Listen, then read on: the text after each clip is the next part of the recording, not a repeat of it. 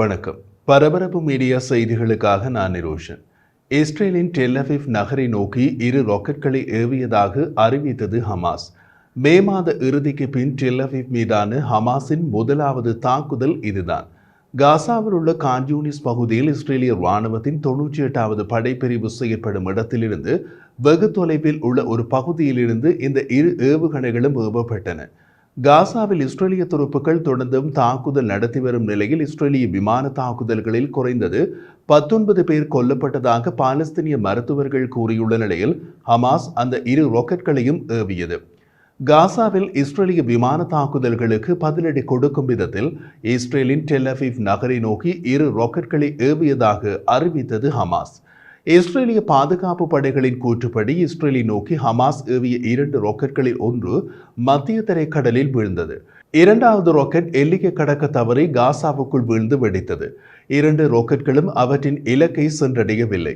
நேருக்கடியில் வெடித்த சத்தம் பலமாக சத்தம் கேட்டதாக சில இஸ்ரேலிய குடியிருப்பாளர்கள் தெரிவித்த போதிலும் எந்த ஒரு ராக்கெட்டும் மக்கள் வசிக்கும் பகுதிகளை நோக்கி வராத காரணத்தால் ராக்கெட் எச்சரிக்கை சைரன்கள் எதுவும் ஒலிக்கவில்லை. ஹமாஸ் இந்த தாக்குதல் தோல்வியுற்ற பின்னரும் காணொலியொன்றை வெளியிட்டிருப்பது ஆச்சரியம்தான். தாக்குதல் தோல்வியடைந்தாலும் ஹமாஸ் ஆதரவாளர்களை உற்சாகத்தில் ஆழ்த்த அந்த காணொலிகள் வெளியிடப்பட்டிருக்கலாம். ஹமாஸ் ஆதரவு ஊடகங்கள் 2 ராக்கெட்கள் தரையிலிருந்து வானுக்கு போவதை சிலாகிப்பார்கள் என்பது ஹமாஸுக்கு தெரியும். வேறு சில துணிச்சலான ஊடகங்கள் டெல் அவீவ் நகரின் பாதி அழிந்து விட்டது என்று உணர்ச்சி ஊட்டுவார்கள் என்பதும் ஹமாஸுக்கு தெரியும். காசா பணமா அவர்களும் ஆனந்த படட்டும் என்று ஹமாஸ் நினைத்திருக்கலாம்.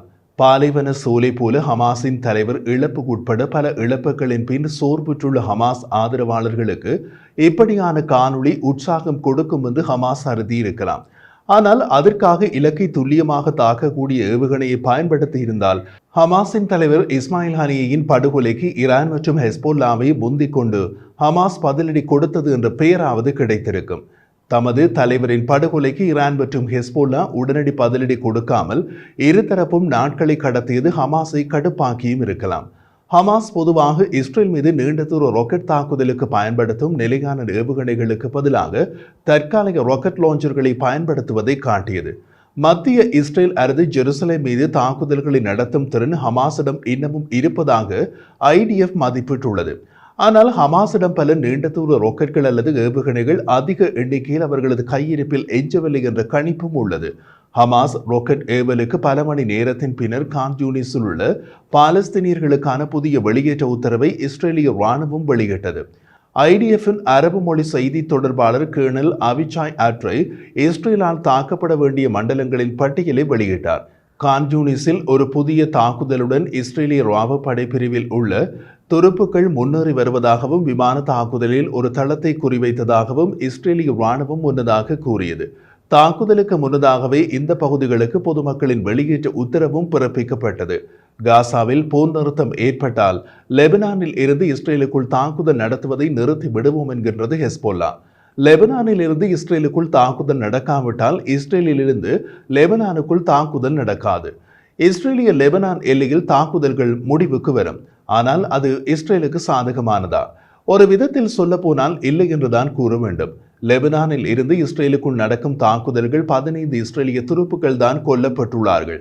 இஸ்ரேலிய பொதுமக்கள் எல்லை நகரங்களில் இருந்து வெளியேற்றப்பட்டு விட்டதால் பொதுமக்கள் உயிரிழப்புகளும் சொற்ப எண்ணிக்கையில் உள்ளன.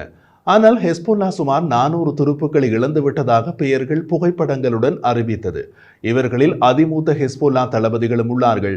ஹெஸ்போல்லாவின் வேறு தளபதிகள் மற்றும் இடைநிலை தளபதிகள் உள்ளார்கள். ஹமாஸின் 2 முக்கிய தளபதிகள் லெபனானின் இஸ்ரேலிய தாக்குதலில் கொல்லப்பட்டுள்ளார்கள். காசாவில் போர் நிறுத்தம் ஏற்பட்டால் லெபனான் தாக்குதல்களை இஸ்ரேல் தொடர முடியாது. கைதி பரிமாற்றம் மற்றும் காசாவில் போர் நிறுத்தம் தொடர்பான பேச்சுவார்த்தைகள் ஒரு பக்கமாக நடந்து கொண்டிருக்க, மறுபக்கமாக லெபனானில் ஹெஸ்போல்லாவின் உயர்மட்ட ராணுவ தளபதி ஃபுவாட் ஷூக்ர் மற்றும் ஈரானில் ஹமாஸின் அரசியல் தலைவர் இஸ்மாயில் ஹனியே ஆகியோரின் உயர்மட்ட கொலைகளை இஸ்ரேல் செய்தது. இந்த கொலைகள் கைதி பரிமாற்றம் மற்றும் காசாவில் போர் நிறுத்தம் தொடர்பான பேச்சுவார்த்தைகளை உத்தரவாதமாக முறிக்கக்கூடியவை என்பது இஸ்ரேலுக்கு நன்றாகவே தெரியும். அப்படி இருந்தும் அந்த தாக்குதல்கள் நடத்தப்பட்டன. அது கைதி பரிமாற்றம் மற்றும் காசாவில் போர் நிறுத்தம் தொடர்பான பேச்சுவார்த்தைகள் பற்றிய இஸ்ரேலிய நினைப்பை ஓரளவுக்கு காட்டுகின்றன. லெபனான் நாடாளுமன்றத்தின் சபாநாயகரும் ஹெஸ்போல்லாவின் கூட்டாளியுமான நபீக் பெரி லெபனான் செய்தித்தாள் அல் ஜும்ஹுரியாவுக்கு அளித்த பேட்டியில் லெபனானில் ஹெஸ்போல்லாவின் உயர்மட்ட ராணுவ தளபதி ஃபுவாட் ஷுக்ர் மற்றும் ஈரானில் ஹமாஸின் அரசியல் தலைவர் இஸ்மாயில் ஹனியே ஆகியோரின் படுகொலையை நடத்துவதற்கான பிரதமர் பெஞ்சமின் நேத்தன்யாகுவின் முடிவு போர் நிறுத்தத்தை அடைய விரும்பும் ஒருவரின் நடத்தையை பிரதிபலிக்கவில்லை என்று குறிப்பிட்டார். நேத்தன்யாகு ஆட்சியில் இருக்கும் வரை ஹெஸ்போல்லாவுக்கும் இஸ்ரேலுக்கும் இடையே பெரிய அளவிலான போரின் சாத்தியத்தை அவர் நிராகரிக்கவில்லை. ஆனால் முழு அளவிலான போரை தாங்கும் நிலையில் லெபனான் அரசு இல்லை என்பதை அவர் ஒப்புக்கொண்டார். லெபனான் உள்நாட்டு விவகாரங்கள் குறித்து கருத்து தெரிவித்த பெர்ரி, இஸ்ரேலுடனான மோதல் லெபனான் அரசை பலப்படுத்த புதிய ஜனாதிபதியை தேர்ந்தெடுப்பதற்கான ஆலோசனைகளை விரைவுபடுத்த ஒரு ஊக்கமாக இருக்க வேண்டும் என்றார். லெபனான் இப்போது 2 ஆண்டுகளுக்கு மேலாக ஜனாதிபதி இல்லாமல் உள்ளது. நாடாளுமன்றத்தில் 12 சுற்று வாக்கெடுப்புகள் புதிய ஜனாதிபதியை தேர்ந்தெடுப்பதில் தோல்வியடைந்தன. அப்படியான நேரத்தில் ஒரு போர் வந்துவிட்டால் லெபனான் அரசு திண்டாடும் நிலைக்கு செல்லும். மறுபக்கத்தில் ஈரான் ஒரு புதிய ஜனாதிபதியை தேர்ந்தெடுத்துள்ளது. இருப்பினும் இஸ்ரேலுடன் நேரடி போர் ஈரானுக்கும் உள்நாட்டில் வெளிநாட்டிலும் பல சிக்கல்களை ஏற்படுத்தும். ஈரான் தனது தலைநகரில் ஹனியே கொல்லப்பட்டதற்கு ஒரு பெரிய இராணுவ பதிலடி கொடுக்க வேண்டாம் என்று தீவிர ராஜதந்திர அழுத்தத்தை எதிர்கொள்கிறது. போர் வேண்டாம் என்று முக்கிய அழுத்தம் ரஷ்யா மற்றும் சீனாவிடமிருந்து ஈரானுக்கு வந்துள்ளது. பல ஹீப்ரு ஊடகங்கள் அமெரிக்க அதிகாரிகளை மேற்கோள் காட்டி ஈரான் இஸ்ரேல் மீது ஒரு பெரிய தாக்குதலை சில நாட்களுக்குள் தொடங்கும் என்று கடந்த ஞாயிற்றுக்கிழமையிலிருந்து குறிப்பிடுகின்றன. ஆனால் ஈரான் தாக்குதலை நடத்தாமல் தாமதிப்பது அலி கமேனி முடிவு எடுப்பதற்கு தயங்குவதையே காட்டுகிறது.